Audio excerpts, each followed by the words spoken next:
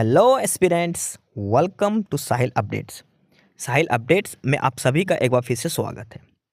Aspirants, साहिल updates के इस platform पर आपको लेटेस्ट जॉब अपडेट्स मिलेंगी और जो अब वैकेंसीज चल रही हैं उनके बारे में आपको सारी जानकारी दी जाएगी। जो भी एग्ज़ाम्स हैं, चाहे एसएससी का एग्ज़ाम हो, एसएससी की वैकेंसीज, यूपीएससी की वैकेंसीज या फिर स्टेट गवर्नमेंट के द्वारा कोई भी नई वैकेंसीज जारी की गई हो, चाहे वो एचएसएससी हो, यूपी ट्रिपल एस भी हो या कोई भी अदर स्टेट का जो भी एग्ज़ाम है, जो भी वैकेंसीज हैं, उनके बारे में आपको सारी जानकारी डिटेल से प्रोवाइड करवाई जाएंगी। साथ के साथ आपको एग्ज़ाम पैटर्न भी बताया जाएगा, किस पोस्ट के लिए क्या एग्ज़ाम पैटर्न रहेगा और स्पेसिफिक एग्ज़ाम के लिए क्या सिलेबस रहने वाला है। सारी जानकारी आपको यहाँ से एकदम टाइम टू टाइम प्रोवाइड करवाई जाएंगी। साहिल अपडेट्स के इस प्लेटफॉर्म पर जो कैंडिडेट्स नए हैं वो भी एक बार सब्सक्राइब जरूर कर लें, ताकि आपको टाइम टू टाइम सारी अपडेट्स मिलती रहे, कोई भी इम्पोर्टेंट अपडेट आपसे मिस ना हो। तो चलिए आज स्टार्ट करते हैं, आज के इस वीडियो को देखते हैं कि आज आपके लिए क्या कुछ न्यू है इस वीडियो के लिए। Aspirants All India Institute of Medical Sciences Gorakhpur AIIMS Gorakhpur के अंदर वैकेंसीज दी गई है। Advertisement for recruitment to various non faculty post on direct recruitment basis at AIIMS Gorakhpur. AIIMS Gorakhpur के अंदर वैकेंसीज दी गई है। नया रिक्रूटमेंट नोटिस है जो एम्स गोरखपुर की तरफ से जारी हुआ है और ये जो वैकेंसीज है ये है नॉन फैकल्टी वैकेंसीज के लिए, नॉन फैकल्टी पोस्ट के लिए। हम डिटेल में पढ़ेंगे पोस्ट कौन कौन सी है, उनके लिए कितनी वैकेंसीज है, किस पोस्ट के लिए, कैटेगरी वाइज उनका पे लेवल कौन सा है, उसके बाद सिलेक्शन प्रोसीजर क्या है, अप्लाई कैसे करना है, लास्ट डेट क्या है, वन बाय वन सारी डिटेल्स हम चेकिंग। सबसे पहले हम इसमें चेक करते हैं नेम ऑफ द पोस्ट, फिर कौन से ग्रुप में है, ग्रुप ए बी सी, ठीक है। उसके बाद पे लेवल, फिर एक category wise vacancy distribution, total post. Group A B C total अलग अलग डिफरेंट कैटेगरीज की 14 कैटेगरीज के अंदर वैकेंसीज दी गई है एम्स गोरखपुर के अंदर। वन बाय वन देखें। सबसे फर्स्ट है tutor clinical instructor, group A में है, पे लेवल 10 के लिए है, 2 वैकेंसीज हैं इसमें। Second wise assistant administrative officer AAO, group B pay level 7 में only 1 vacancy. Junior accounts officer pay level 6 के अंदर है, 2 vacancies. Store keeper pay level 6 3 vacancies. Junior physiotherapist pay level 6 1 vacancy. Technical assistant ENT pay level 6 में 1 vacancy. Optometrist pay level 6 1 vacancy. Technician radiology 4 vacancies different categories के हिसाब से। और number 9 is technician radiotherapy pay level 6 1 vacancy. Number 10 is OTA operation theatre assistant pay level 5, total 10 vacancies है यहाँ पे। Number 11 is junior medical lab technologist pay level 5 40 vacancies हैं। Pharmacist pay level 5 1 vacancy. Medical report technician 1 vacancy and last is mortuary attendant 1 vacancy. Total 69 vacancies है different categories के अंदर। ये total 14 categories की post दी गई है एम्स गोरखपुर के अंदर, group A, group B and group C के लिए। ओवरऑल 69 वैकेंसीज हैं। Next one is eligibility criteria. अब हम डिफरेंट सभी कैटेगरीज के लिए अलग अलग देखेंगे क्या क्या एलिजिबिलिटी क्राइटेरिया है। एजुकेशन क्वालिफिकेशन क्या होनी चाहिए, अगर किसी पोस्ट के लिए एक्सपीरियंस मांग रखा तो क्या होना चाहिए।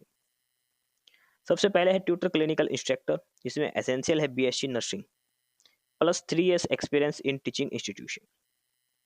BSc नर्सिंग प्लस 3 इयर्स जो एक्सपीरियंस आपका टीचिंग इंस्टीट्यूट में होना चाहिए। Maximum age 50 years. Second one is assistant administrative officer pay level 7 में है, बैचलर डिग्री होनी चाहिए। Simple bachelor degree candidates apply कर सकते हैं असिस्टेंट एडमिनिस्ट्रेटिव ऑफिसर के लिए। देखो डिजायरेबल जो मांग रखी है, अगर आपके पास नहीं भी है तो भी आप एलिजिबल हैं, आप अप्लाई कर सकते हैं। Age limit is 21 to 30 years, maximum 30 years आपकी एज होनी चाहिए। Third one is junior accounts officer pay level 6 graduate in commerce with possessing 2 years experience of handling accounts in government organization. Age limit is 21 to 30 years. Next one is storekeeper, degree plus post graduate diploma in material management, या फिर bachelor's degree in material management and 3 years experience. Number 5 है junior physiotherapist, pay level 6 में 12th with science physics chemistry biology और bachelor's degree in physiotherapy 2 years experience, age is 21 to 30 years। Next one is technical assistant ENT, BSc degree in speech and hearing होनी चाहिए आपके पास, ठीक है, as is 21 to 30। Next is optometrist, BSc in ophthalmic, age is 21 to 35। Number 8 is technician radiology, pay level 6 में है, BSc honours 3 years in radiography या फिर diploma in radiography with 2 year experience, age limit is 21 to 35, technician radiology. Number 9 is technician radiotherapy, BSc radiotherapy या radiology 21 से 35 plus में 2 years experience अगर आपके पास diploma है तो।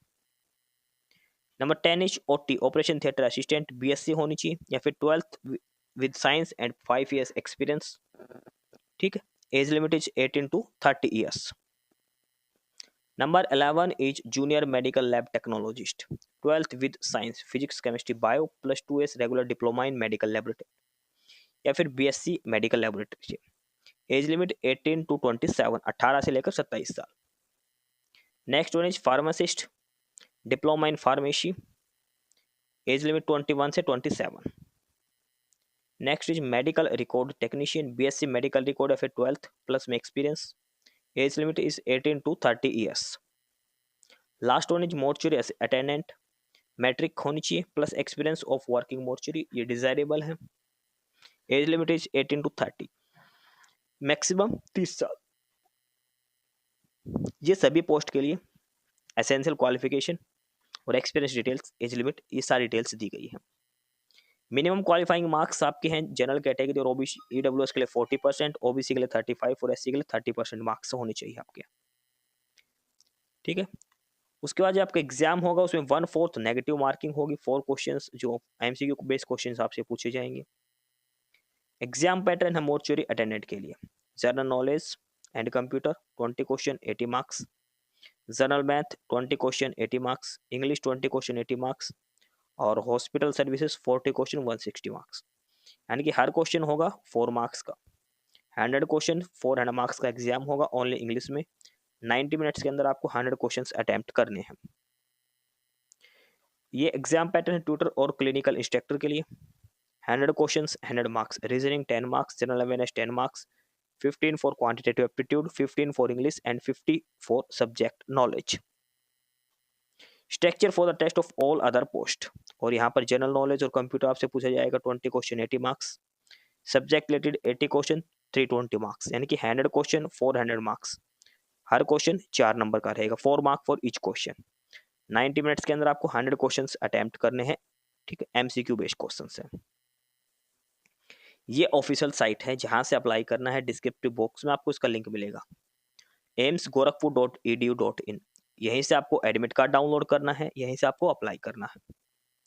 फर्दर ये बेसिक डिटेल्स दे रखी हैं जो आपको अप्लाई करते टाइम कौन कौन से डॉक्यूमेंट्स लगाने हैं, किस फॉर्मेट में लगाने हैं। एप्लीकेशन फॉर्म का प्रिंट आउट आप जरूर सेव कर लेना, ठीक है, फोटो, लेफ्ट थंब इंप्रेशन, ये हैंड रिटन डिक्लेरेशन, ये सारे डॉक्यूमेंट्स आपको अप्लाई करने हैं, स्कैन करके अपलोड करने हैं।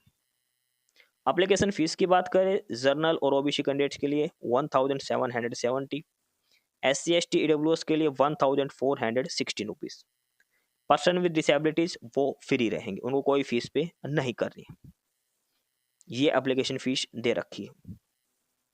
उसके बाद ये दिखा रखा किस साइज में किस पैटर्न में आपके फोटोग्राफ और सिग्नेचर होने चाहिए। तो ये था ऑफिशियल नोटिफिकेशन एम्स गोरखपुर की तरफ से।